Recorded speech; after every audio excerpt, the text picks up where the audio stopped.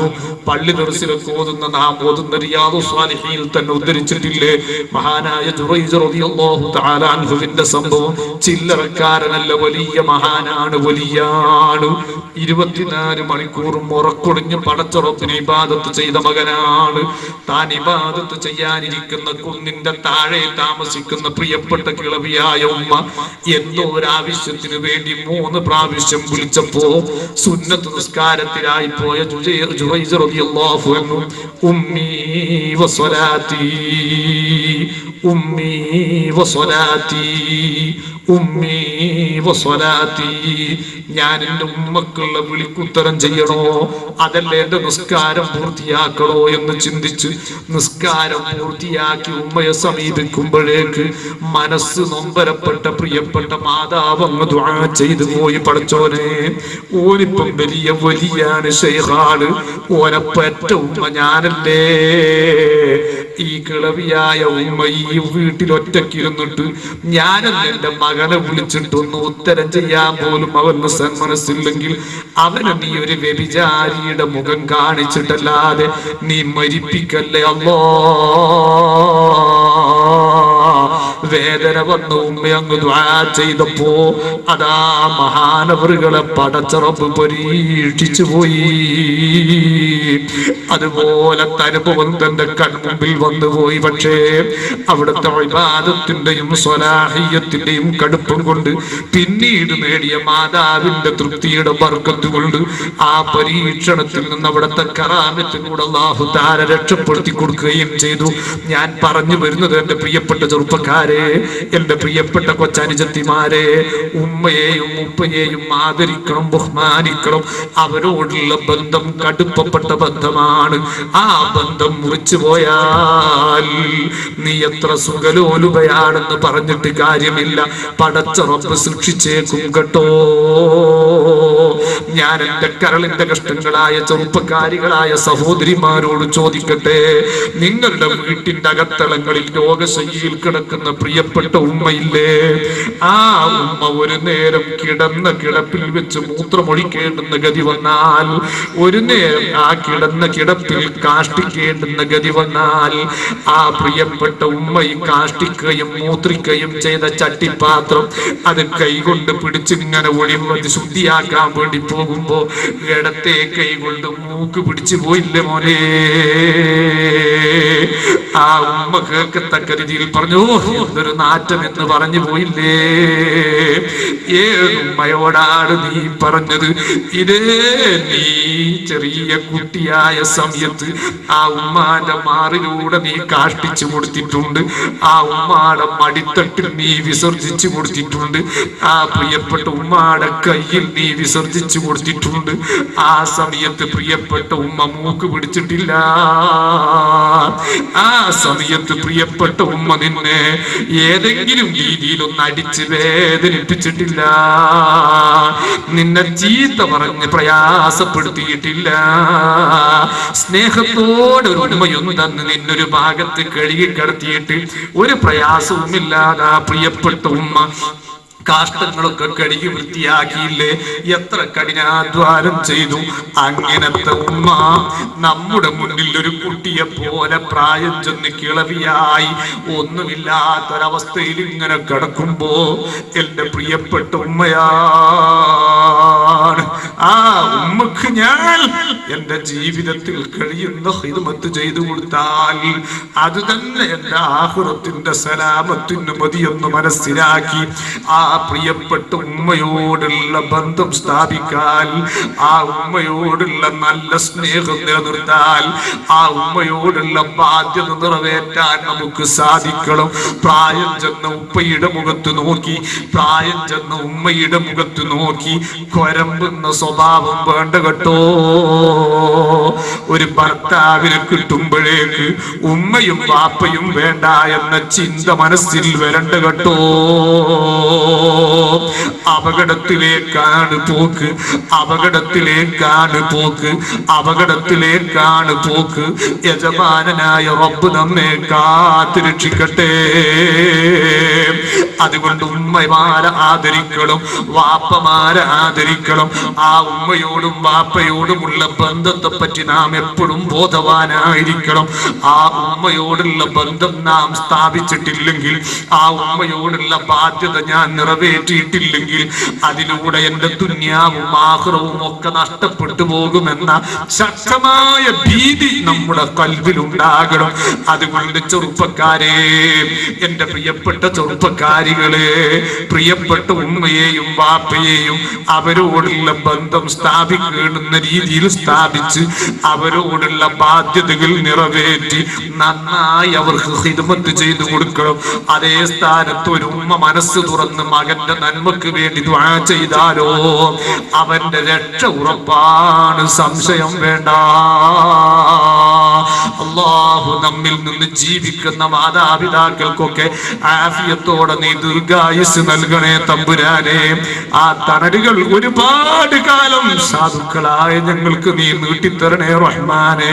ഞങ്ങളിൽ ആരുടെയൊക്കെ മാതാക്കളും പിതാക്കളും മരിച്ചുപോയോ അവർക്കൊക്കെ നീ പുറത്തു കൊടുക്കണേ റഹ്മാനെ.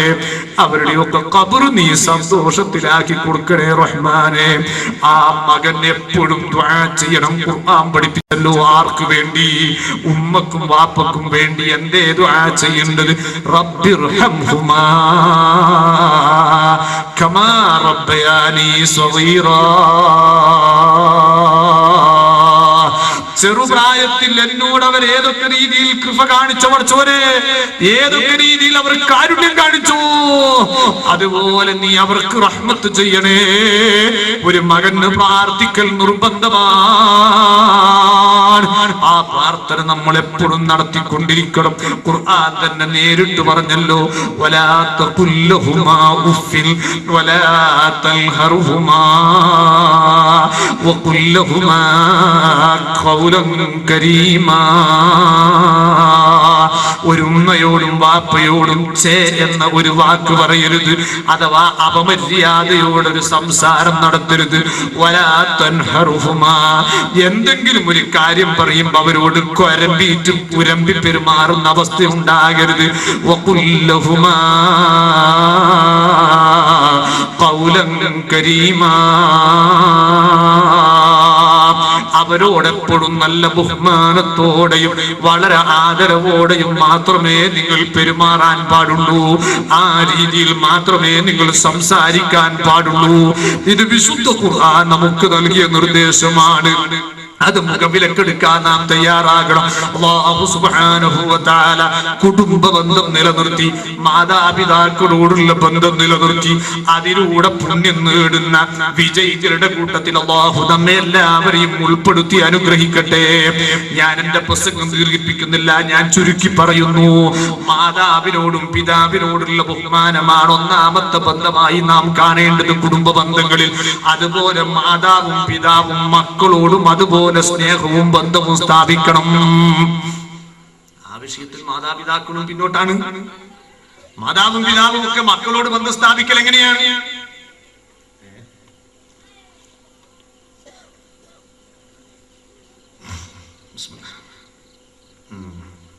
ഒരു വലിയ മനുഷ്യൻ ഒരു ചെറിയ ബക്കറ്റ് ആയിട്ട് വരുന്നുണ്ട്. ബക്കറ്റ് ചെറുതായി പോകണ്ട, കൊടുക്കുന്ന ചെറുതായി പോകണ്ട, ആളെ വണ്ണം നോക്കിയിട്ട് കൊടുത്താൽ മതി. എല്ലാവരും കഴിവിന്റെ പരമാവധി സഹായിക്കണം. അല്ലാഹു സന്തോഷത്തിലാക്കുമാറാകട്ടെ. മാതാപിതാക്കൾക്ക് മക്കളോടും സ്നേഹവും ബന്ധമുണ്ടാകണം. അതെങ്ങനെയാ? എല്ലാ മക്കളെയും ഒരേ കണ്ണോടെ കാണാൻ കഴിയണം. ആരോടെങ്കിലും പ്രത്യേകമായ താല്പര്യം ഉണ്ടെങ്കിൽ അത് മക്കൾക്ക് മുന്നിൽ പ്രകടമാക്കാനും പാടില്ല. നമ്മുടെ സതീക മാതാപിതാക്കളുടെ അവസ്ഥ എന്താ? ഒരു മോൻ ഗൾഫിലും മറ്റേ മോൻ നാട്ടിലും മത്തി കച്ചവടം.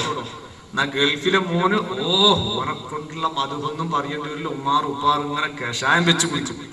നാട്ടിലെ മോനോ, ഓൻ എല്ലാ ദിവസവും മത്തി തിന്ന് തലയിൽ വെച്ച് ഉള്ള എത്രയോ കിലോമീറ്റർ നടന്ന് അധ്വാനിച്ച് കിട്ടുന്ന 10 രൂപ ഉണ്ട്. വൈകുന്നേരം വരുമ്പോ 1 കിലോ പൂളിയും 1/2 കിലോ മത്തിയും കൊണ്ടാവും വരിക. അതാ ഉപ്പി ഉമ്മയും തിന്നിട്ടുണ്ടാകുക. മറ്റേ മോനോ ഓൻ മാസത്തിൽ 3000 ചക്കാച്ച് കൊടുത്തിട്ടുണ്ടാവും. എന്നാ ഈ ചെറിയോൻ അധ്വാനിച്ചു കൊടുത്ത 25 രൂപ ഒരിക്കലും കാണാനുണ്ടാവൂല. എന്നിട്ടോ അവസാനം പറയും, എന്റെ ആ മോനാണ് ഗൾഫിലുള്ളതുകൊണ്ട് ഉസ്താദെ ഞാനിങ്ങനെ തട്ടിമുട്ടി അങ്ങ് പോന്നു. മറ്റോനോ ഓ മരിച്ചതിന് സമാണ്, പറ്റൂല. മക്കളെ മൊത്തത്തിൽ മക്കളാണെന്നുള്ള ഒരൊറ്റ കണ്ണോടെ കാണാൻ കഴിയണം. ചിലപ്പോൾ അല്ലാഹു തആല കൊടുത്ത കഴിവിലും തൗഫീഖിലും വ്യത്യാസം ഉണ്ടാകും. അപ്പൊ കിട്ടുന്ന ഉപകാരത്തിനും ഏറ്റ വ്യത്യാസം ഉണ്ടാകും. ആ ഏറ്റ വ്യത്യാസം അനുസരിച്ച് ചിലപ്പോൾ നമ്മുടെ മനസ്സിൽ സ്നേഹത്തിലും വ്യത്യാസമുണ്ടാകും. പക്ഷേ അത് മക്കൾക്ക് മുന്നിൽ പ്രകടിപ്പിക്കാൻ പാടില്ല. അത് പ്രകടിപ്പിച്ചാൽ അപകടമാണ്. അതാണല്ലോ യാക്കൂബ് നബി അലൈഹിസ്സലാമിന്റെ ചരിത്രം ഖുർആൻ നമുക്ക് പഠിപ്പിച്ചു തന്നത്. മഹാനായ യാക്കൂബ് നബി അലൈഹിസ്സലാമിന് ഒരുപാട് മക്കളുടെ കൂട്ടത്തിൽ മഹാനായ യൂസുഫ് നബി അലൈഹിസ്സലാമിനോട് സ്നേഹം അല്പം കൂടുതലായിരുന്നു. അങ്ങനെയാണല്ലോ അത് സ്വാഭാവികമായിട്ടുണ്ടാകും. മക്കൾക്കിടയിൽ സ്നേഹത്തിൽ മാതാവിന്റെയും പിതാവിന്റെയും കൽബിൽ വ്യത്യസ്തമായ പരിഗണന ഉണ്ടാകും. പക്ഷെ അത് കാണിക്കാൻ പാടില്ല എന്നാണ് ശറഇന്റെ നിയമം. കാണിച്ചാൽ എന്താ അപകടം? ഇതുപോലെ യൂസുഫ് നബി അലൈഹിസ്സലാമിനോടുള്ള ആ പ്രത്യേകമായ സ്നേഹം യാക്കൂബ് നബി അലൈഹിസ്സലാമിൽ നിന്ന് പ്രകടമായി പോയപ്പോ ബാക്കിയുള്ള മക്കളൊക്കെ ആ മകനെ തട്ടിക്കൊണ്ടുപോയിട്ട് ഒരു വലിയ പൊട്ടം കിണറ്റിലിട്ടില്ലേ. ആ പ്രിയപ്പെട്ട മകനെ കാണാതെ പോയ വേദന കൊണ്ട് കരഞ്ഞ് കരഞ്ഞ് കരഞ്ഞ് കരഞ്ഞു യാക്കൂബ് നബി അലൈഹിസ്സലാമിന്റെ കണ്ണിന്റെ കാഴ്ച നഷ്ടപ്പെട്ടു പോയില്ലേ. പക്ഷേ പിന്നീട് അല്ലാഹു തആല അതേ യൂസുഫ് നബി അലൈഹിസ്സലാമിനെ തിരിച്ചു കൊടുക്കുകയും ആ യൂസുഫ് നബി അലൈഹിസ്സലാമിന്റെ ഖമീസിന്റെ ബർക്കത്ത് കൊണ്ട് യാക്കൂബ് നബി അലൈഹിസ്സലാമിന്റെ കണ്ണിന്റെ കാഴ്ച തിരിച്ചു കിട്ടുകയും ചെയ്തല്ലോ. ഞാൻ പറഞ്ഞു വരുന്നത് ഈ ചരിത്ര സംഭവത്തിൽ നിന്നെടുത്തുദ്ധരിച്ച് മഹാന്മാര് മാതാപിതാക്കൾക്ക് നൽകുന്ന ഒരു നിർദ്ദേശമാണ്. മക്കളോട് ഉമ്മയുടെയും ബാപ്പയുടെയും കൽബിൽ സ്നേഹത്തിൽ ഏറ്റ വ്യത്യാസം ഉണ്ടാകാൻ പ്രകൃതിയാണ്. പക്ഷേ അത് മക്കൾക്ക് മുന്നിൽ വ്യക്തമാക്കി പ്രകടിപ്പിക്കാൻ പാടില്ല. ആ സ്നേഹവും ബന്ധവും മറ്റു മക്കൾ അറിയാതെ മാത്രമേ പ്രദർശിപ്പിക്കാൻ പാടുള്ളൂ. അത് ഉസ്താദുമാര് ശ്രദ്ധിക്കണം. ശിഷ്യന്മാരോടുള്ള ബന്ധത്തിലും എല്ലാ ശിഷ്യന്മാരും ഒരുപോലെ ആയിരിക്കില്ല. ശിഷ്യന്മാരിൽ ഉസ്താദന്മാരോട് സ്നേഹവും ബന്ധവും കൂടുതലുള്ള ശിഷ്യന്മാരുണ്ടാകും. പക്ഷേ ശിഷ്യന്മാർക്കിടയിൽ ഉസ്താദ് ഒരു ശിഷ്യനോട് മാത്രം പ്രത്യേക സ്നേഹവും ബന്ധവും കാണിച്ചാൽ മറ്റു ശിഷ്യന്മാർ ഓട്ടോമാറ്റിക്കായി ഉസ്താദിന്റെ ശത്രുക്കളായി മാറും. എന്നിട്ട് അവസാനം ഇല്ലാത്ത ഫിത്ന ഉണ്ടാക്കി എന്നിട്ട് ഉസ്താദന്മാർ മനസ്സ് വേദനിക്കുന്നു. ഞാൻ 2 കൊല്ലം ഫതുഹുൽ മുഈൻ ഓതിക്കൊടുത്ത കുട്ടിയല്ലേ, ഞാൻ അൽഫിയ വായിച്ച് ഓതിക്കൊടുത്ത കുട്ടിയല്ലേ, ആ കുട്ടി ഇപ്പൊ എന്റെ വലിയ ശത്രുവാണ്. പറഞ്ഞിട്ട് കാര്യമില്ല. അവന്റെ അതേ ചോദിപ്പടിച്ച് ഏതെങ്കിലും മുതഅല്ലിമിനോട് പ്രത്യേകമായ ഒരു സ്നേഹവും ബന്ധവും ഉസ്താദ് കാണിച്ചപ്പോ അതിൽ നിന്നുണ്ടായ തെറ്റിദ്ധാരണയിൽ നിന്ന് ഉടലെടുത്തിരിക്കുന്ന ശത്രുതയാണ്. മുതഅല്ലിമീങ്ങൾ തിരിച്ച് ഉസ്താദന്മാരോട് നല്ല സ്നേഹമുള്ള കുട്ടികൾ ഉണ്ടാകും. അവരോട് സ്നേഹവും അംഗീകാരവും ഉസ്താദിനുണ്ടാകും. പക്ഷേ മറ്റുള്ളവർക്കിടയിൽ പ്രകടമാകത്തക്ക രീതിയിൽ അത് ആ ശിഷ്യനോട് പ്രത്യേകമായി പരസ്യമായി കാണിക്കരുത്. അത് കാണിക്കുമ്പോൾ മറ്റുള്ളവർ ഓട്ടോമാറ്റിക്കായി നമ്മുടെ ശത്രുക്കളായി മാറും. ഇന്ന് പലപ്പോഴും പല മക്കൾക്കും ഉമ്മയോടും ബാപ്പയോടും വെറുപ്പുണ്ടാകുന്നതിന്റെ ഒരു കാരണം അതാണ്. ഉസ്താദെ, ഞാനിവിടുന്ന് ഇങ്ങനെ നായി നയിക്കും പോലെ നയിച്ചിട്ട് കിട്ടുന്ന എന്തെന്നാന്ന് വിചാരിച്ചാൽ വാങ്ങിക്കൊണ്ടു കൊടുക്കും. പക്ഷെ അത് ഉപ്പാക്കും ഉമ്മാക്കും വിലയില്ല. ഗൾഫിലുള്ള ഓനെന്തെങ്കിലും 2000 ആക്കുമ്പോഴത്തേക്ക് അതാ ഉപ്പാക്കും ഉമ്മാക്കും വലിയ ആനക്കാരിയോ. ഇങ്ങനെ മക്കളായ ഞങ്ങൾ അവഗണിച്ചാ പിന്നെ ഞങ്ങൾ എന്ത് ചെയ്യും? അതുകൊണ്ട് പ്രിയപ്പെട്ട ഉപ്പമാരെ, പ്രിയപ്പെട്ട ഉമ്മമാരെ, മക്കളെ സ്നേഹിക്കുന്നതിന്റെ മാനദണ്ഡം ഒരിക്കലും പണമാകാൻ പാടില്ല. എന്റെ പള്ളയിൽ നിന്ന് പുറത്തു വന്ന മകനാണെന്ന സ്നേഹമായിരിക്കണം. എന്റെയും എന്റെ ഭാര്യയുടെയും ബീജത്തിൽ നിന്നും അണ്ടത്തിൽ നിന്നും ജനിച്ചതാണ് ഈ മക്കളൊക്കെ എന്ന പരിഗണനയിലായിരിക്കണം അവരെ നാം സ്നേഹിക്കുന്നത്.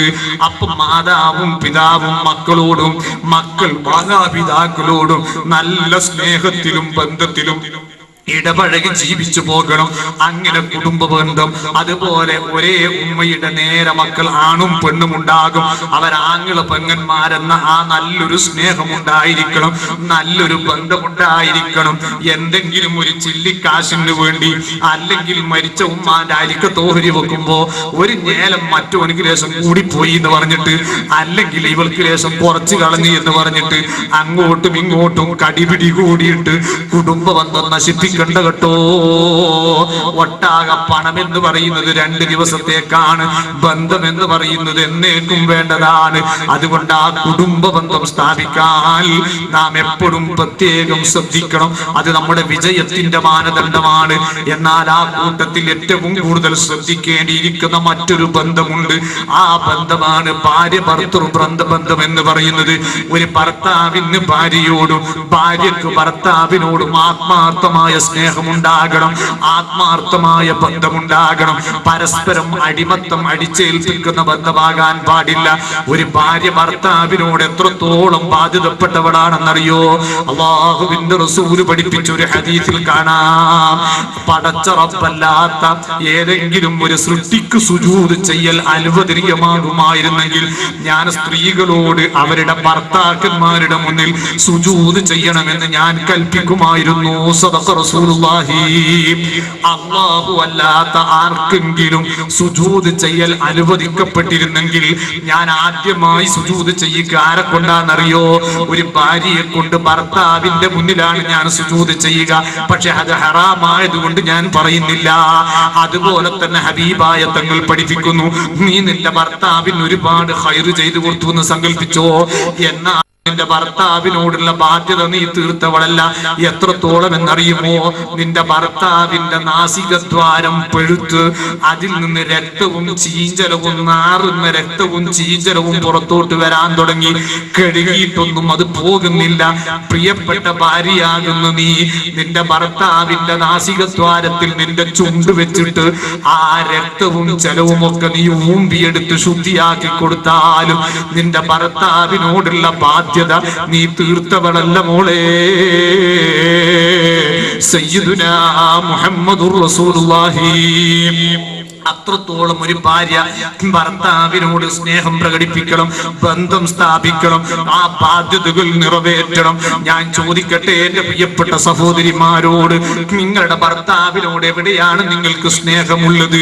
എപ്പോഴെങ്കിലും ഒരു ചില്ലറ കൊണ്ടുതരുമ്പോ അന്നൊരു ചിരി ഉണ്ടാകുമല്ലേ? എപ്പോഴെങ്കിലും ഒരു മാക്സിയോ അല്ലെങ്കിൽ ഒരു സാരിയോ ബ്ലൗസോ കൊണ്ടുതരുമ്പോ അന്ന് ചെറിയ ഒരു കോൾഗേറ്റിന്റെ പരസ്യം പോലത്തെ ഒരു ചിരി ഉണ്ടാവും ഭർത്താവിനോട്. പിറ്റേന്ന് മുതലോ ആ ഭർത്താവിന്റെ എന്തെങ്കിലും ഒരു ചെറിയൊരു പ്രശ്നം പറ്റുമ്പോ കൊരങ്ങിന്റെ മാതിരിയുള്ള മുഖമായി പോയില്ലേ? അപകടം പതിയിരിക്കുന്നു, സൂക്ഷിച്ചോ. അങ്ങനെയല്ലേ സഹോദരിമാരും? ഹബീബായ തങ്ങൾ പഠിപ്പിക്കുകയാണ്, അല്ലാഹുവിന്റെ റസൂൽ പഠിപ്പിച്ചു, എനിക്ക് ഒരു ദിവസം അല്ലാഹു തആല നരകത്തെ കാണിച്ചു. ഹബീബായ തങ്ങൾ പറയുക, എനിക്ക് അല്ലാഹു തആല ഒരു ദിവസം നരകം കാണിച്ചു തന്നു. ഞാൻ ആ നരകത്തിലേക്ക് നോക്കുന്ന സമയത്ത് ഏറ്റവും കൂടുതൽ എനിക്ക് കാണാൻ സാധിച്ചത് സ്ത്രീകളെയാണെന്ന് ഖാല റസൂലുള്ളാഹി. സ്ത്രീകളെയാണ് എനിക്ക് നരകത്തിൽ കാണാൻ കഴിഞ്ഞത്. മഹാനായ റസൂലുള്ളാഹി തങ്ങൾ എന്നിട്ട് അതിന് കാരണം പറഞ്ഞത്, നിങ്ങൾ അങ്ങനെ ഏറ്റവും കൂടുതൽ നരകത്തിലേക്ക് പോകാനുള്ള കാരണം നിങ്ങൾക്ക് രണ്ട് ദുസ്വഭാവമാണ്. ഒന്നെന്താ? തുക്സിർനൽ ലഅന വതക്ഫുർനൽ അശീർ. രണ്ട് സ്വഭാവം. ഒന്ന്, ശാപം വർദ്ധിപ്പിക്കുന്നവരാണ്. തൽക്കാലം ഞാൻ വാദ് പറയുന്നത് കഴിഞ്ഞവരെ കോളിച്ചാലുള്ള സ്ത്രീകളെ പറ്റിയല്ല, വേറെ ഏതെങ്കിലും പെണ്ണുങ്ങളെ പറ്റിയാന്ന് വിചാരിച്ചോളി. ഇന്നത്തെ വാദ് കഴിഞ്ഞിട്ട് ഞാൻ പോയ അങ്ങോട്ട് പറ്റിയ പറഞ്ഞെന്ന് വിചാരിച്ച വലിയ വിരോധമൊന്നുമില്ല. കാരണം തൽക്കാലം എല്ലാവരും രക്ഷപ്പെടല്ലേ. എന്റെ ബാപ്പുസ്താദ് കടത്തിലായി പോകും, ഉസ്താദന്മാരെല്ലാം പിന്നെ പടി പിടിച്ചു, സലാത്ത് വർഷം വെള്ളത്തിലായി പോയല്ലേ. പൈസന്റെ കാര്യത്തിൽ എന്തായാലും ഉമ്മത്തിലാരി തന്നെയാണ് നമ്മളെ സഹോദരിമാരാണ്. ആണുങ്ങളെ കീശയെന്ന് എന്തെങ്കിലും ഒരു 10 റുപ്യ കളാണ്ടിക്കൽ ഇങ്ങനെ പച്ചവാദം പിടിച്ചോണ്ട് കൈ വരും പോലെ ഇങ്ങനെ വിറച്ചോണ്ടേ കൊടുക്കുന്ന കാര്യത്തിൽ മുമ്പന്തിയിൽ ആരെന്നുണ്ടാ നമ്മുടെ സഹോദരിമാർക്ക്. ഏതൊക്കെ ഉസ്താദന്മാർക്ക് ഒരു ഗ്ലാസ് വെള്ളം കൊടുക്കണമെന്ന് വെച്ചാൽ അത് നമ്മളെ സഹോദരിമാരെന്നെ വേണം. നിങ്ങളുടെ വെറുപ്പ് കൊണ്ട് പറയല്ല, നിങ്ങൾ സൂക്ഷിക്കാൻ വേണ്ടി പറയാം. അല്ലാഹുവിന്റെ റസൂൽ പഠിപ്പിക്കുന്നു, നിങ്ങൾ നരകത്തിൽ ഏറ്റവും കൂടുതലായി കാണിക്കപ്പെടാനുണ്ടായ കാര്യം രണ്ടെണ്ണം. ഒന്ന്, ശാപത്തെ അധികരിപ്പിക്കുന്ന ഒരു സ്വഭാവം ഉണ്ട് നിങ്ങൾക്ക്. ശാപം അധികരിപ്പിക്കുക. ചെറിയ മോന് ഒരു ചെറിയ തലവേദന എന്നോ മുപ്പുറത്തെ കാര്യം, എന്നാൽ എന്തെങ്കിലും ഒരു വികൃതി കളിച്ചാൽ നിന്റെ ഹലാക്കിന്റെ കളിയാണ് ഒന്നാമത്തെ പ്രശ്നം. ഇല്ലേ? നിന്റെ ഹലാക്കിന്റെ കളിയാണ്.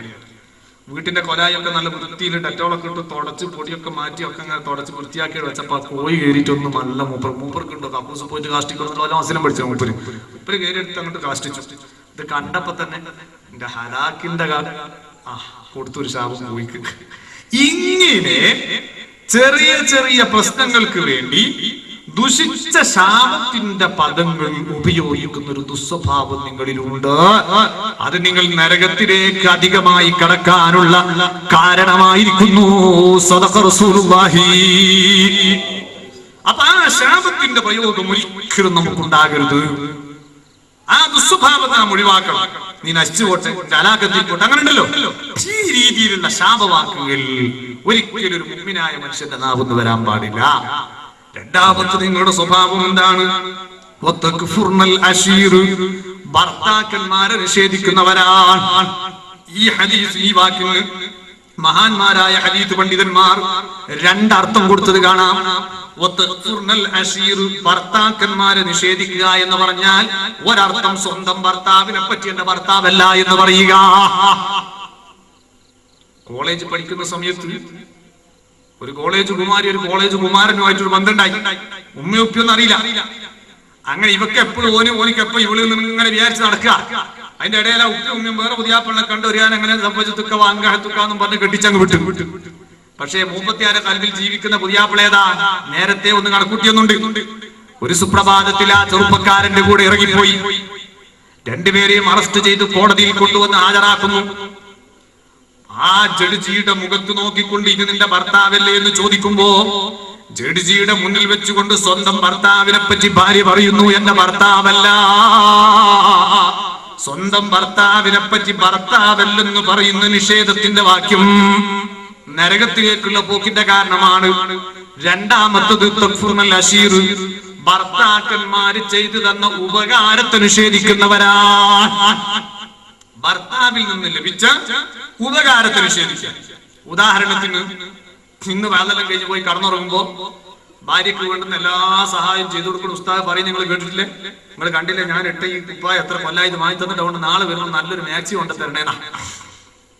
അങ്ങനെ ഈ സാധു അങ്ങനെ ഉറങ്ങാൻ കിടന്നപ്പോൾ മുലിയാറുള്ള ശാപം തേച്ചിട്ട് ഹലാക്കിന്റെ മുലിയാർ എന്തിനായി പിന്നെ വന്ന് വേദം പറഞ്ഞുവിട്ടത്, നാളെ ഇപ്പൊ ചെലവാക്കണമല്ലോ 150 ഇങ്ങനെ ഇടങ്ങാറൊക്കെ വിചാരിച്ച് പിറ്റേന്ന് രാവിലെ പോയി ഇങ്ങനെ അങ്ങാടിയിലൊക്കെ തെണ്ടി തിരിഞ്ഞുള്ള അതാപുള്ള എല്ലാ ത്യാഗവും സഹിച്ച് പണിയെടുത്ത് തിരിച്ചു വരുമ്പോൾ കിട്ടി 200 റുപ്യയിൽ ബസ് കയറാൻ നോക്കുമ്പോൾ ഓർമ്മ വന്ന പടച്ചോനെ പെണ്ണുങ്ങളൊരു ഒരു ഡ്രസ്സിന് പറഞ്ഞിട്ടുണ്ടല്ലോ.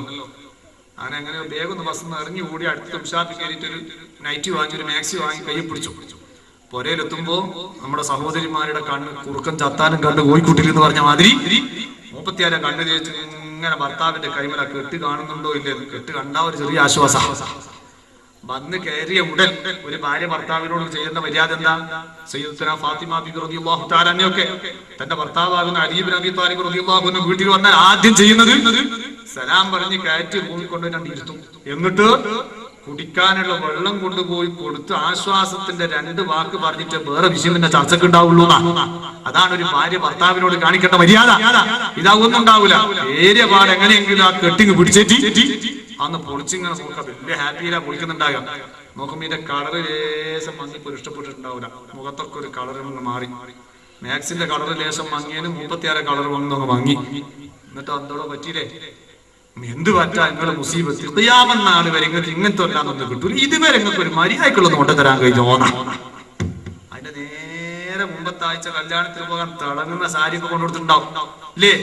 പക്ഷേ ഒരൊറ്റ ഡ്രസ് അങ്ങോട്ട് മോശമായപ്പോ അതുവരെ ആ വിഷയത്തിൽ ചെയ്തു കൊടുത്ത മുഴുവൻ ഉപകാരത്തെയും ഒറ്റയടിക്കൽ നിഷേധിച്ച് കളഞ്ഞു. ഭർത്താക്കന്മാര് ചെയ്തു തന്ന ഉപകാരത്തോട് നിഷേധാത്മകമായ സമീപനം അംഗീകരിക്കുന്ന ശൈലി, അത് നിങ്ങളുടെ നരകത്തിലേക്കുള്ള പോക്കിന്റെ സബബാണെന്ന് സയ്യിദുനാ മുഹമ്മദുർ റസൂലുള്ളാഹി. ഭർത്താവിനോട് എപ്പോഴും നന്ദിയുള്ള മനസ്സാണ്. ഭർത്താവ് ചെയ്തു തന്ന ഉപകാരത്തിന് എപ്പോഴും നന്ദി വേണം. ആ ഭർത്താവിനോട് ഞാൻ കടപ്പെട്ടവളാണെന്നുള്ള ബോധം വേണം. എന്നാൽ ഇതെല്ലാം പറഞ്ഞുകൊണ്ട് ഒരിക്കലും ഒരു ഭർത്താവ് ഭാര്യ അടിമയാണെന്ന് ചിത്രീകരിച്ചു പോകരുത്. ആ ഭാര്യയോട് നീ നല്ല സ്നേഹത്തോടെ പെരുമാറണം. ആ ഭാര്യയോട് നീ ഒരിക്കലും പീഡനത്തിന്റെ ഭാഷയിൽ സംസാരിക്കരുത്. ആ ഭാര്യയെ നീ അകാരണമായി മർദ്ദിക്കുകയോ പ്രയാസപ്പെടുത്തുകയോ ചെയ്യരുത്. അവർക്ക് ആവശ്യമായിരിക്കുന്ന വസ്ത്രവും ഭക്ഷണവും നീ കൃത്യമായി നൽകണം. എന്തിനേറെ എന്ന് ചോദിച്ചാൽ നിന്റെ സ്വന്തം മകന് മുലപ്പാല് കൊടുക്കാനുള്ള ആധികാരികമായ ബാധ്യത പോലും നിന്റെ ഭാര്യക്കല്ല, ഭർത്താവാകുന്ന നിനക്കാണ്. അഥവാ ആ കുട്ടിക്ക് മുലപ്പാല് കൊടുക്കുന്നതിന് വേണ്ടി നിന്റെ ഭാര്യ നിന്നിൽ നിന്ന് കൂലി ആവശ്യപ്പെട്ടാൽ ഉപ്പയാകുന്ന നീ ആ ഭാര്യക്ക് കൂലി കൊടുത്തെങ്കിലും ആ കുട്ടിക്ക് മുല കൊടുപ്പിച്ചിരിക്കണം. അത് നിന്റെ കർത്തവ്യത്തിൽപ്പെട്ടതാണെന്ന് മുഹമ്മദുർ റസൂലുള്ളാഹി സ്വല്ലല്ലാഹു അലൈഹി വസല്ലം തങ്ങൾ പഠിപ്പിച്ച ഇസ്ലാമിക ശരീഅത്ത് നമ്മെ പഠിപ്പിക്കുകയാണ്. അപ്പൊ ഒരു ഭാര്യയോട് എപ്പോഴും നല്ല സമീപനം, അവളോട് എപ്പോഴും സ്നേഹത്തോടെ പെരുമാറുക. അങ്ങോട്ടും ഇങ്ങോട്ടും ചെയ്യുന്ന ഉപകാരം പരസ്പരം മനസ്സ് തൃപ്തിപ്പെട്ടുകൊണ്ടാകുക. നമ്മളങ്ങനെയല്ല. നമ്മളിപ്പം ഒരേ പെണ്ണുങ്ങൾ എന്ന് പറഞ്ഞാൽ നമ്മൾ അടിമയാ. രാവിലെ എണീച്ചു ബ്രഷ് ചെയ്തിങ്ങനെ വരുമ്പോഴേക്ക് നല്ല ഉഗ്രൻ ചായ മധുരട്ടിട്ട് ഇങ്ങനെ ടേബിൾ മേലെ എത്തിയിരിക്കണം. ഇല്ലെങ്കിൽ സുബ്ഹാനല്ലാഹ് അന്നത്തെ ദിവസം പുരയിലും ബദ്റും ഉഹുദും ഖന്തഖൊക്കെ ഒന്നായിട്ടാണ് ഉണ്ടാകുക. അല്ലേ? ചിലപ്പോ ഓഫീസിൽ വല്ല ഡ്യൂട്ടിക്കൊക്കെ പോകുന്ന ഭർത്താവാണെങ്കിലോ കുളിച്ചിങ്ങോട്ട് ഇറങ്ങുമ്പോഴത്തേക്ക് ഡ്രസ്സൊക്കെ ഇസ്തിരിയിട്ട് പൂട്ടി വെച്ചിട്ടില്ലെങ്കിൽ കൊടുക്കും വിസ്മയും കൂട്ടി മോന്ത കിട്ടുന്നു. അല്ലേ? എന്താ ഒരേ ആ കൈയുടെ ബർക്കത്ത് നഷ്ടപ്പെട്ടു പോകും. നീ ഒരിക്കലും നിനക്ക് ഭാര്യ ചെയ്തു തരേണ്ടിയിരിക്കുന്ന ഉപകാരം അവകാശമായിട്ട് കാണരുത്, നിന്റെ അധികാരമായിട്ട് കാണരുത്. നിന്റെ ഭാര്യയുടെ ഔദാര്യമായിട്ട് മാത്രമേ നീ കാണാൻ പാടുള്ളൂ. നീ പരസ്പരം അങ്ങോട്ടും ഇങ്ങോട്ടും സഹായിച്ചു കൊടുക്കണം. ഹബീബായ തങ്ങളും അവിടുത്തെ പത്നിമാരും തമ്മിലുള്ള ബന്ധം ആ രീതിയിലായിരുന്നു. നിങ്ങൾ കണ്ടില്ലേ, ആയിഷ ബീബി റളിയല്ലാഹു തആല അൻഹ പറയുന്നു, ഞാൻ റസൂലുള്ളാഹിക്ക് തങ്ങൾക്ക് കുളിക്കാനുള്ള വെള്ളം ഞാൻ ഒഴിച്ചു കൊടുക്കാറുണ്ട്. എന്നാ പലപ്പോഴും ഹബീബായ തങ്ങൾ എനിക്ക് കുളിക്കാനുള്ള വെള്ളം തങ്ങളും ഒഴിച്ചു തരാറുണ്ട്. ആലോചിച്ചു നോക്കാര്, ലോകത്തിന്റെ നേതാവ് സയ്യിദുനാ മുഹമ്മദ് റസൂലുള്ളാഹി സ്വന്തം ഭാര്യക്ക് കുളിക്കാനുള്ള വെള്ളം ഒഴിച്ചു കൊടുക്കും. ഏത് മതത്തിലാണോ ഇത്രയും നല്ല സുന്ദരമായ ഒരു ബന്ധം കാണുക? പക്ഷേ നമ്മുടെ മോശത്തരം ആ ബന്ധങ്ങളൊക്കെ ശിഥിലമാക്കിയിരിക്കുകയാണ്. ഭാര്യ ഭർത്താവിനോടും ഭർത്താവ് ഭാര്യയോടും പരസ്പരം സ്നേഹത്തിലും ആദരവിലും ബഹുമാനത്തിലും ജീവിക്കണം. ആ നല്ല ബന്ധം എപ്പോഴും നല്ല രീതിയിൽ സ്ഥാപിക്കണം. അങ്ങനെ ഭാര്യയും ഭർത്താവും സന്തോഷത്തിൽ ജീവിക്കുന്നവരാണെങ്കിൽ അവരുടെ മക്കളും അതേ രീതിയിൽ തന്നെ സന്തോഷത്തോടെ വളരും. അവരങ്ങോട്ടും ഇങ്ങോട്ടും തെറ്റിയ കോമാണെങ്കിൽ ഈ മക്കളും അതുപോലെ തന്നെ വളർന്നു വരും. ഉപ്പുമ്മാനെ ചീത്ത പറയും, നല്ല നിഘണ്ടൂരില്ലാത്ത ഒന്നാം തരം മലയാളം എടുത്തിട്ട് നായ പ്ലസ് മോളെ ഈക്വൽ ഇന്റെ മോളെ എന്ന് പറയുന്നത് ഉണ്ടാവും. ഉപ്പ ഭർത്താവ് ഭാര്യ ചീത്ത പറയാ. എന്നിട്ട് ഇങ്ങനെ കേൾക്ക് ആര് LKG പോകുന്ന കുട്ടി, ഓൻ രാവിലെ ഇസ്ലാമിക് നഴ്സറി എന്ന് പറഞ്ഞാ പോവുക. ആ സ്കൂളിൽ ആ കുട്ടി പഠിക്കുന്ന ക്ലാസ്സിൽ 30 കുട്ടികൾ വേറുണ്ടെങ്കിൽ ഈ ഒരൊറ്റ കുട്ടി മതി അതിനെ തേച്ചു അലാക്കാക്കാൻ. കാരണം ഇവള് തേച്ചു കുടിക്കുമ്പോ നേരെ കുടിക്കുക അടുത്ത കുട്ടീനെ ഇതേ വാക്ക്, എന്ത് നായ പ്ലസ് ഈക്വൽ മോളെ ഇന്റെ മോളെ എന്ന് പറയുന്ന ആ ശൈലി അല്ലേ? എന്നിട്ടോ ടീച്ചർ ഇങ്ങനെ മൂക്കത്ത് വെച്ചിങ്ങനെ നോക്കുക, ആ കുട്ടി ഇത്ര പോകുന്നൊരു കുട്ടി വിളിച്ച വാക്ക് കണ്ടില്ല പഠിച്ചോ, എവിടുന്നാ വന്നത്? സ്വന്തം ഉപ്പമാനെ ചീത്ത പറയുന്ന രാവിലെ വെറുതെ കേട്ടിരിക്കുക കുട്ടി. ഉമ്മയും വാപ്പയും തമ്മിൽ നല്ല സ്നേഹത്തോടെ പെരുമാറണം. കുട്ടി ആ പരസ്പരം അങ്ങോട്ടും ഇങ്ങോട്ടും ചീത്തയുടെ പ്രയോഗങ്ങൾ ഉണ്ടാകരുത്. അതിന് നല്ല സംസ്കാരത്തോടെ വളരാൻ നമുക്ക് സാധിക്കണം. അപ്പം മാതാവും പിതാവും മക്കളും സഹോദരി സഹോദരന്മാരും ഭാര്യയും ഭർത്താവും മൊത്തം കുടുംബങ്ങൾ അവരെപ്പോഴും നല്ല സ്നേഹത്തിലും ബന്ധത്തിലുമായി അങ്ങനെ ജീവിച്ചു പോകണം. ആ ബന്ധം അത് ജീവിതത്തിലെ ഏറ്റവും വലിയ ബർക്കത്താണ് എന്ന് മാത്രമല്ല, ആ ബന്ധം സ്ഥാപിച്ച് ജീവിക്കുന്നവനെ പടച്ചുറപ്പ് ദുനിയാവിലും ആഖിറത്തിലും ഒരു വിഷയത്തിലും വഷളാക്കില്ല എന്നുള്ളത് ഹബീബായ നബി സല്ലല്ലാഹു അലൈഹി വസല്ലമ തങ്ങൾ പഠിപ്പിച്ച സത്യമാണ്. അതുകൊണ്ട് ഈ സന്ദർഭത്തിൽ എനിക്ക് ഓർമ്മപ്പെടുത്താനുള്ളത്, നമ്മുടെ കുടുംബ ബന്ധം അത് സന്തോഷകരമായി മുന്നോട്ട് കൊണ്ടുപോകണം. എന്തെങ്കിലും ഒരു തുച്ഛമായ പ്രശ്നത്തിനു വേണ്ടി പരസ്പരം തമ്മിലടിച്ച് ഭിന്നിക്കണ്ട കേട്ടോ. ഇനി ഇതൊക്കെ കേട്ടിട്ട് ഒരു കാതിലൂടെ കേട്ട് മറുകാതിലൂടെ പുറത്തോട്ട് തള്ളി നശിപ്പിക്കണ്ട. ആരെങ്കിലും ആ രീതിയിൽ പിണങ്ങി നിൽക്കുന്നവരുണ്ടെങ്കിൽ ഞാനിതുവരെ കേട്ടത് റബ്ബിന്റെ ദീനാണ്, ഹബീബായ തങ്ങൾ പഠിപ്പിച്ച ഹക്കാണ്, അതേ ഇസ്ലാമിക ശരീഅത്തിന്റെ നിയമങ്ങളും നിബന്ധനകളുമാണ്. ഞാൻ ഈ അടിസ്ഥാനത്തിൽ ചിന്തിച്ചാൽ ഞാൻ ഇന്ന കുടുംബക്കാരും ഒക്കെയായി പിണക്കത്തിലായി പോയല്ലോ. ഈ പിണക്കത്തോടെ ഞാൻ അങ്ങ് മരിച്ചു പോയാൽ എന്റെ ആഖിറം എനിക്ക് നഷ്ടമായി പോകും. അതുകൊണ്ട് പറ്റില്ല. നന്നാകണമെന്ന ശക്തമായ ആഗ്രഹം നമ്മുടെ കൽബിൽ കടന്നു വരട്ടെ. എന്നിട്ട് വളരെ പെട്ടെന്ന് പിണങ്ങിയവരുമായി നന്നായി നല്ല ബന്ധം സ്ഥാപിച്ചുകൊണ്ട് സന്തോഷകരമായ ഒരു ജീവിതം നയിക്കാൻ നമുക്ക് സാധിക്കണം. അതിന് അല്ലാഹു നമുക്ക് തൗഫീഖ് നൽകട്ടെ. ഞാൻ എന്റെ സംസാരം നിർത്തുന്നു. ഇതൊക്കെ ഇതൊക്കെ ഞാൻ പറഞ്ഞു. പക്ഷേ ഇതൊക്കെ നമുക്ക് സ്വീകരിക്കാൻ സാധിക്കണമെങ്കിൽ, അതൊക്കെ നമുക്ക് ജീവിതത്തിൽ പകർത്താൻ സാധിക്കണമെങ്കിൽ, ബന്ധങ്ങളെ പറ്റിയും ബാധ്യതകളെ പറ്റിയുമുള്ള യഥാർത്ഥ ബോധവും അതർപ്പിക്കണമെന്ന ചിന്തയും നമുക്കുണ്ടാകണമെങ്കിൽ, അതിനെല്ലാം നമ്മുടെ ഖൽബ് ശുദ്ധിയായി കിട്ടണം. കിബറുള്ള മനസ്സിന് ഒരിക്കലും അത് ചിന്തിക്കാൻ കഴിയൂല. ഹസദുള്ള മനസ്സിന് ഒരിക്കലും ആ സത്യം ഉൾക്കൊള്ളാൻ കഴിയില്ല. ആ രീതിയിലുള്ള ദുഷിച്ച ചിന്തയുള്ള മനസ്സിന് ഒരിക്കലും ഈ രീതിയിലുള്ള ഒരു ഓർമ്മ കടന്നു വരില്ല. അതുകൊണ്ട് നമ്മുടെ ഖൽബ് നന്നാക്കിയെടുക്കണം. ആ ഖൽബ് നന്നായാൽ തഖ്വയുള്ള ഖൽബാകും, താഴ്മയുള്ള ഖൽബാകും. അപ്പം വിഷയങ്ങളെ പറ്റിയൊക്കെ ചിന്തിക്കാനുള്ളൊരു കഴിവുണ്ടാകും. എല്ലാവരോടും നല്ല ബന്ധത്തിൽ സ്ഥാപിക്കണം. ആ കൂട്ടത്തിൽ ഒരു കാര്യവും കൂടെ ഞാൻ ഓർമ്മപ്പെടുത്തട്ടെ. നമ്മളൊക്കെ വിശ്വാസികളാണ്. ആ വിശ്വാസികൾ പരസ്പരമുള്ളൊരു സ്നേഹബന്ധമുണ്ട്. ആ ബന്ധം വളരെ വിലപ്പെട്ടതാണ്.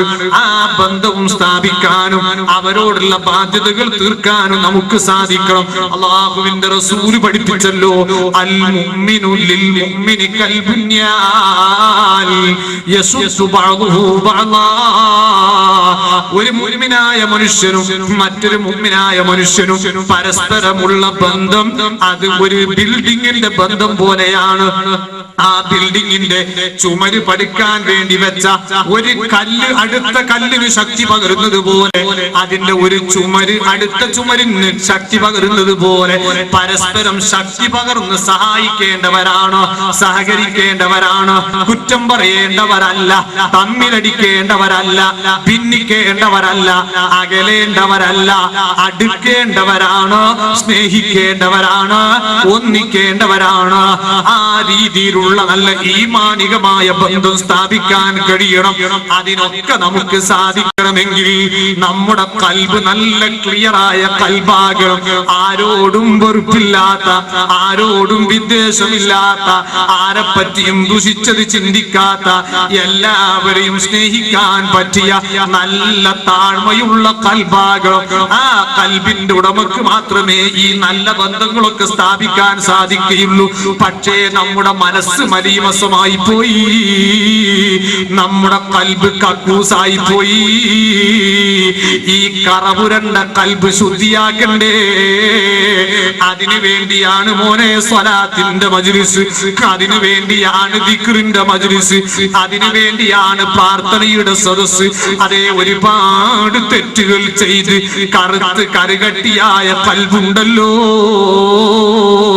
ആ ഖൽബിന്റെ കറകൾ കഴുകി ശുദ്ധിയാക്കാൻ നമുക്ക് പ്രാർത്ഥനയാണ് ആവശ്യം, നമുക്ക് ദിക്റാണ് ആവശ്യം, നമുക്ക് സ്വലാത്താണ് ആവശ്യം. അതുകൊണ്ട് ഇത്തരത്തിലുള്ള ദിക്റിന്റെയും സ്വലാത്തിന്റെയും മജ്ലിസുകൾ അത് നഷ്ടപ്പെടുത്താതെ നമ്മുടെ ജീവിതത്തിന്റെ ഒരു ഭാഗമായി ഏറ്റെടുത്ത് അതിലൂടെ പുണ്യം നേടാൻ നമുക്ക് സാധിക്കണം. അങ്ങനെ നമ്മുടെ ഖൽബ് ശുദ്ധിയാക്കണം. ആ ഖൽബ് ശുദ്ധിയാക്കിയവനോ അവൻ സ്വർഗത്തിൽ തന്നെ.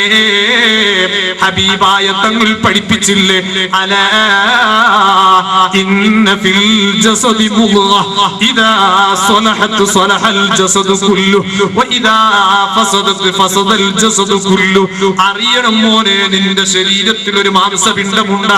അത് നന്നായി കഴിഞ്ഞാൽ നീ മുഴുവനും നന്നായി കഴിഞ്ഞു. അത് മോശമായാൽ നീ മുഴുവനും മോശമായി. ഏതാണ് ആ ഭാഗമെന്നറിയുമോ? അലാ വഹിയൽ ഖൽബ്. അറിയണം, അത് നിന്റെ മനസ്സാണ്. മുഹമ്മദുർ റസൂലുള്ളാഹി. ആ മനസ്സ് നന്നായി കിട്ടണം. ആരെ പറ്റിയും മോശപ്പെട്ടത് ചിന്തിക്കാത്ത, ഞാനൊരു മോശക്കാരൻ, എനിക്കൊന്ന് നന്നായി കിട്ടണം, ഞാനൊന്ന് നന്നായി കിട്ടണം, ഈ ചിന്തയാണ് നമ്മുടെ ഖൽബിൽ ഉണ്ടാകേണ്ടത്. ആ ഖൽബ് നമുക്ക് നേടിയെടുക്കാൻ കഴിയണം. അങ്ങനത്തെ ഒരു ഹൃദയശുദ്ധി നമുക്കുണ്ടെങ്കിലോ ചിലപ്പോ അമല് കുറഞ്ഞാലും സലാമത്തുറപ്പാണ്. ഞാൻ ബർക്കത്തിനു വേണ്ടി ഒരൊറ്റ സംഭവം ഓർമ്മപ്പെടുത്തി എന്റെ പ്രസംഗം നിർത്തട്ടെ. മഹാനായ സയ്യിദുനാ അബ്ദുല്ലാഹ് ഇബ്നു ഉമർ റളിയല്ലാഹു അൻഹുവിനെ തൊട്ട് ഉദ്ധരിക്കുന്ന ഒരു സംഭവം കാണാം. ഹബീബായ നബി സല്ലല്ലാഹു അലൈഹി വസല്ലം അവിടുത്തെ പ്രിയപ്പെട്ട സ്വഹാബാക്കളും പരിശുദ്ധമായ നിസ്കാരത്തിന്റെ ബാങ്ക് മുഴങ്ങിയപ്പോ മസ്ജിദുൻ നബവിയിൽ ജമാഅത്തിന് വേണ്ടി ഒരുമിച്ച് കൂടിയിരിക്കുകയാണ്. സുന്നത്ത് നിസ്കാരം കഴിഞ്ഞിട്ടുണ്ട്. അതാ പെട്ടെന്ന് ഹബീബായ തങ്ങൾ സ്വഹാബത്തിനെ കൊള്ള തിരിഞ്ഞുകൊണ്ട് പറയുന്നു, ഇലൈക്കും റജുലുൻ മിൻ അഹ്ലിൽ ജന്ന, സ്വർഗാവകാശിയായ ഒരു മനുഷ്യൻ നിങ്ങളിലേക്ക് കടന്നു വരുന്നു. മഹാന്മാരായ സ്വഹാബത്ത് കണ്ണും നട്ടിരിക്കുന്നു. ആരാണ് ആ വരുന്ന ഭാഗ്യശാലി? അതാ വരുന്നു ഒരു മധ്യവയസ്കനായ സ്വഹാബി വര്യൻ. പതുക്കെ താഴ്മയോടെ നടന്നു വന്ന് മസ്ജിദുൻ നബവിയുടെ പുറത്ത് തന്റെ പഴയ ചെരുപ്പൊന്ന് അഴിച്ചു വെച്ച് സാവധാനത്തിൽ പള്ളിയിൽ കയറി ചിട്ടയോടെ സുന്നത്ത് നിസ്കരിച്ച് അതാ സ്വഹാബത്തിന്റെ മധ്യത്തിൽ ഇരിക്കുന്നു. ഇഖാമത്ത് മുഴങ്ങി ജമാഅത്തായി നിസ്കരിച്ചു. ദിക്റും ദുആവും ഒക്കെ കഴിഞ്ഞു. ശേഷമുള്ള സുന്നത്ത് നിസ്കാരവും നിർവഹിച്ച് എല്ലാവരും അവരുടെ വഴിയെ അങ്ങിറങ്ങിപ്പോയി. ഒന്നാമത്തെ ദിവസം കഴിഞ്ഞു. രണ്ടാമത്തെ ദിവസവും അതേ നിസ്കാരത്തിന് ബാങ്ക് മുഴങ്ങിയിട്ടുണ്ട്. ഹബീബായ തങ്ങളും സ്വഹാബത്തും മസ്ജിദുൻ നബവിയിൽ ഒരുമിച്ച് കൂടിയിട്ടുണ്ട്. പെട്ടെന്ന് റസൂലുള്ളാഹി രണ്ടാമത്തെ ദിവസവും പറയുന്നു,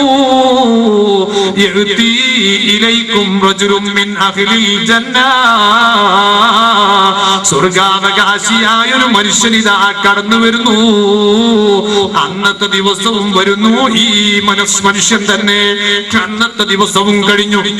മൂന്നാമത്തെ ദിവസവും അതേ നിസ്കാരത്തിനു വേണ്ടി ഒരുമിച്ച് കൂടിയ അതേ ടൈമിൽ അല്ലാഹുവിന്റെ റസൂൽ പറയുന്നു, ഇലൈക്കും റജുലുൻ മിൻ അഹ്ലിൽ ജന്ന, സ്വർഗാവകാശിയായ ഒരു മനുഷ്യനിതാ വരുന്നു.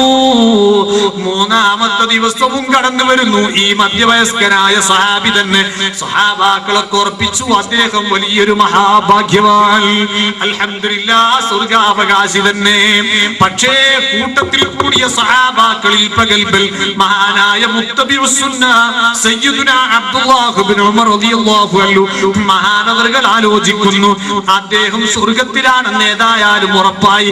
അത് കേട്ട് സന്തോഷിച്ചാൽ മാത്രം പോരല്ലോ, അദ്ദേഹത്തെ പറ്റി അങ്ങനെ റസൂലുള്ളാഹി പറയാനുള്ള പ്രത്യേകമായ കാരണം എന്താണെന്ന് കണ്ടെത്തി അത് സാധുവായ എനിക്ക് എന്റെ ജീവിതത്തിൽ പകർത്തി ഈ വിനീതനായ അബ്ദുള്ളയും ആ സ്വർഗാവകാശികളിൽ പെടണ്ടേ.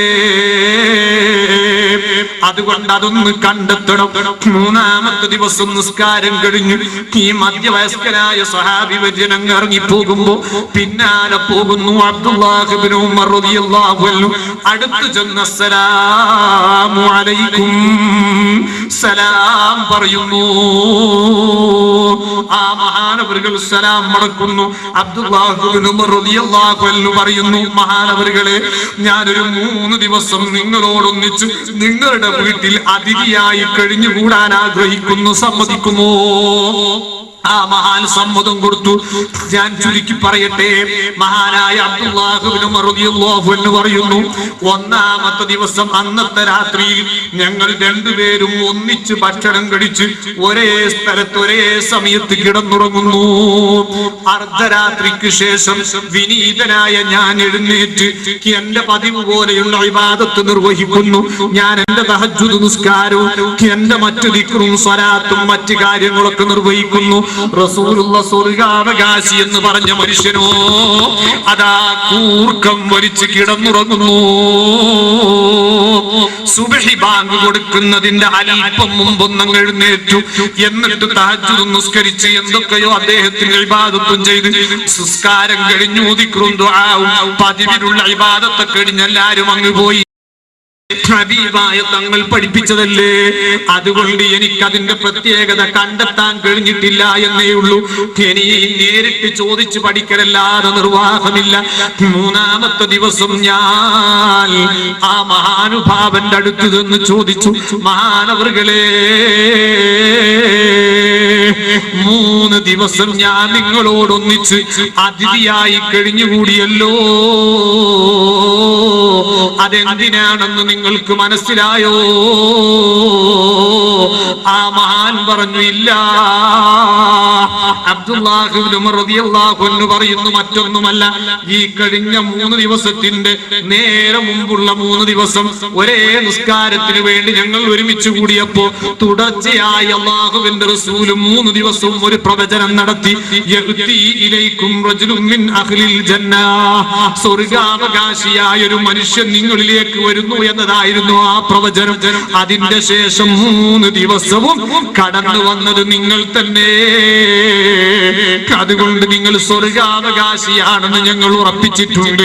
പക്ഷേ നിങ്ങളിലുള്ള ആ പ്രത്യേകത എന്താണെന്ന് കണ്ടെത്താൻ വേണ്ടിയാണ് വിനീതനായ ഞാൻ 3 ദിവസം നിങ്ങളോടൊന്നിച്ച് അതിഥിയായി കഴിഞ്ഞുകൂടിയത്. പക്ഷേ എനിക്കത് കണ്ടുപിടിക്കാൻ കഴിഞ്ഞിട്ടില്ല കേട്ടോ. അതുകൊണ്ട് സാധുവായ അബ്ദുള്ള, അങ്ങയോട് വളരെ താഴ്മയോട് അപേക്ഷിക്കുന്നു, ആ പ്രത്യേകത എന്താണെന്ന് ഈ സാധുവായ അബ്ദുള്ളക്കൊന്ന് പറഞ്ഞു തരണം.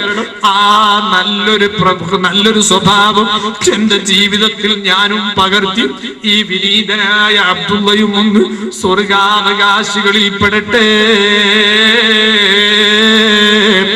ആ മധ്യവയസ്കനായ സ്വഹാബി വര്യന്റെ കണ്ണിൽ വെള്ളം നിറയുന്നു. മഹാൻ പറയുന്നു, അബ്ദുല്ലാഹ് ഇബ്നു ഉമർ എന്നവരെ, സാധുവായി എനിക്ക് നിങ്ങളെപ്പോലെ കുറെ ഇബാദത്തിന്റെ കണക്ക് പറയാനില്ല, കുറെ ഇൽമിന്റെ കണക്ക് പറയാനില്ല. എന്നെ പറ്റി ഹബീബായ തങ്ങൾ അങ്ങനെ പറഞ്ഞു കിട്ടിയെങ്കിൽ അൽഹംദുലില്ലാഹ്. എനിക്കൊരു വലിയ പ്രത്യേകമായ അമലൊന്നും എടുത്തു പറയാനില്ല. അബ്ദുല്ലാഹ് ഇബ്നു ഉമർ റളിയല്ലാഹു അൻഹു സമ്മതിക്കുന്നില്ല. പൊട്ടി പൊട്ടി കരഞ്ഞുകൊണ്ട് പറയുന്നു, മഹാനവറുകളെ, ആ പ്രത്യേകമായ ഒരു സ്വഭാവം നിങ്ങളിൽ എന്താണുള്ളതെന്ന് വിനീതനായി എനിക്കൊന്ന് പറഞ്ഞു തരണം. ആ സമയത്ത് ഈ മധ്യവയസ്കനായ സ്വഹാബി വര്യൻ കുലുങ്ങി കുലുങ്ങി പൊട്ടി പൊട്ടി കരഞ്ഞുകൊണ്ട് പറയുന്നു, ഓ അബ്ദുല്ലാഹ്, സാധുവായി എനിക്ക് കുറെ ഇൽമിന്റെയോ കുറെ വലിയ അമലിന്റെയോ ഒന്നും കണക്ക് പറയാറില്ല. ഞാൻ പറഞ്ഞത് ഹഖാണ്. പക്ഷേ ഒരു കാര്യം ഞാൻ അബ്ദുല്ലാഹ് ഇബ്നു ഉമറിനോട് പറഞ്ഞു തരട്ടെ.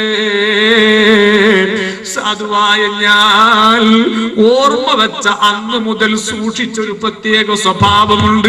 അത് മറ്റൊന്നുമല്ല, എനിക്ക് ഓർമ്മ വെച്ച അന്ന് മുതൽ ഇന്ന് വരെ സാധുവായ എന്റെ ഖൽബിൽ ഒരു മുഅ്മിനായ മനുഷ്യനെ പറ്റി ഒരു മോശപ്പെട്ട